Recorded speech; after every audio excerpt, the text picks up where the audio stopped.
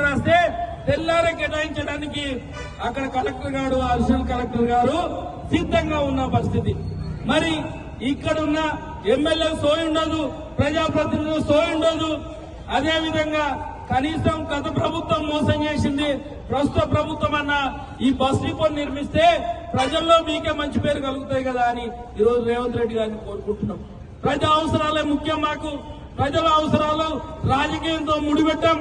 ప్రజల సమస్య ఇది నిజమైన సమస్య, ఇబ్బందికరమైన సమస్య.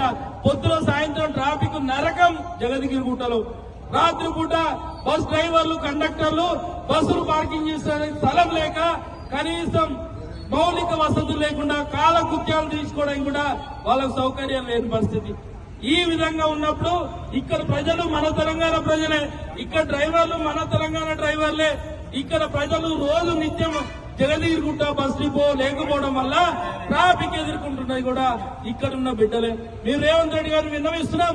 కేటీఆర్ కు ఆ దొంగ ఎమ్మెల్యే వివేకానంద మాకు హామీ ఇచ్చి మోసం చేసిండు. కనీసం మీరన్నా కూడా బస్ డిపోకు 10 ఎకరాలు కేటాయించి ఒక 5 నుండి 7 కోట్లు కేటాయించి బస్ డిపో నిర్మించమని రేవంత్ రెడ్డి ప్రభుత్వాన్ని వేడుకుంటూ, గత ప్రభుత్వం ఏదైతే మోసం చేసిందో ప్రస్తుత ప్రభుత్వం అన్న ఆ మోసానికి చెక్కు పెట్టి జగద్గిరిగుట్ట కళ